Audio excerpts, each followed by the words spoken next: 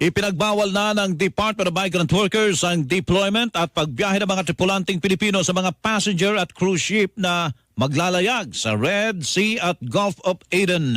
Ginawang kautusan kasunod ng panibagong pag-amyenda sa International Transport Workers Federation at ng International Bargaining Forum kung saan inilagay sa listahan ng mga high-risk area at war-like zone ng mga nabanggit na karagatan. Alinsunod sa guidelines ng Department of Order number 2 ng DMW. Kinakailangan ng lumagda sa isang affirmation letter ang mga licensing manning agency na nagpapatunay na hindi ito maglalayag sa mga naturang lugar.